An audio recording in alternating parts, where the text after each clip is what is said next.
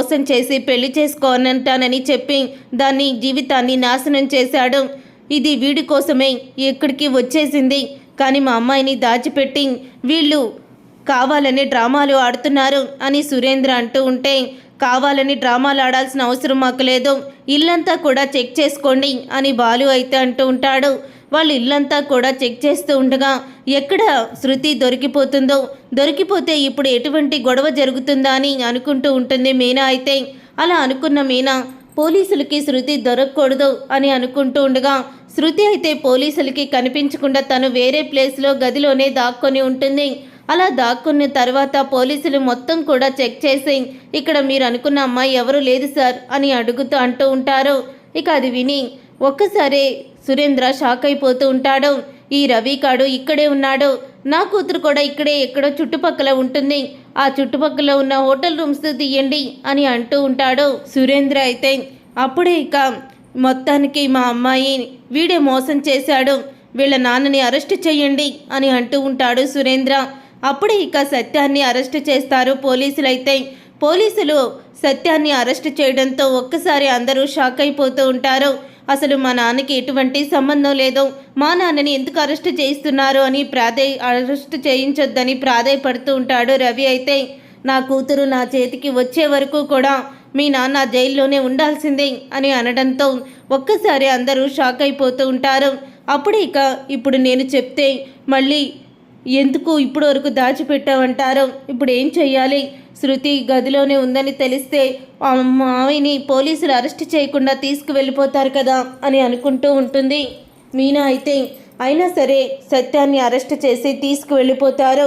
సత్యాన్ని అరెస్ట్ చేసి తీసుకువెళ్ళిపోయిన తర్వాత ఇక బాలు అయితే చాలా బాధపడుతూ ఉంటాడు. వాళ్ళ నాన్న అరెస్ట్ అయ్యాడని బాధపడుతున్న బాలు దగ్గరికి వస్తుంది మీనా అయితే.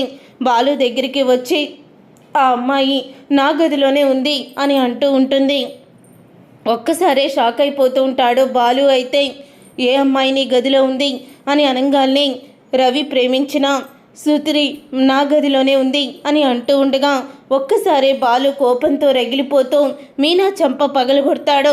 ఏం మాట్లాడుతున్నావు, తను నీ గదిలో ఉన్నప్పుడు ఎందుకు పోలీసులకి చెప్పలేదు అని అంటూ ఉంటే, పోలీసులకి చెప్తే ముందు మన రవిని అరెస్ట్ చేస్తారని నేను అనుకున్నాను, అందుకే చివరి వరకు చెప్పలేదు. కానీ మావయ్య గారిని అరెస్ట్ చేసి తీసుకువెళ్తారని నేను అస్సలు ఊహించలేదు అని అంటూ ఉంటుంది మీనా అయితే. ఇక మీనా అన్న మాటకి అప్పుడే ఇక బాలు అయితే నువ్వు నాతో నిజాన్ని దాచిపెట్టి చాలా పెద్ద తప్పు చేశావు, మా నాన్న నీ కారణంగానే జైల్లోకి వెళ్ళాడు అని అంటూ ఉంటాడు బాలు అయితే. అప్పుడే ప్రభావతి అయితే అసలు నీకు బుద్ధుందా, ఇంట్లోకి వచ్చిన ఆడపిల్లని వాళ్ళ ఇంటికి పంపించేయక ఇంట్లో గదిలో దాచిపెట్టావా అని అంటూ ఉంటే, అవునత్తయ్య వాళ్ళిద్దరూ ఒకరంటే ఒకరికి ప్రాణం, పెద్దవాళ్ళ మధ్య ఉన్న గొడవల్ని వీళ్ళ పెళ్ళికి అడ్డంకి తెచ్చుకోకూడదు కదా అని అంటూ ఉంటుంది మీనా అయితే. అప్పుడు ఇక అక్కడికి వస్తుంది శృతి. వచ్చి నా ఇష్ట ప్రకారమే నేను వచ్చాను, అప్పటికి నన్ను మీనా వెళ్ళిపోమని చెప్పారు, కానీ వెళ్తే ఎక్కడ మా నాన్న మళ్ళీ బలవంతంగా మరొక పెళ్లి చేస్తాడని భయంతో నేను ఇక్కడికి వచ్చేసాను అని అంటూ శృతి అయితే నిజాన్ని చెప్తుంది.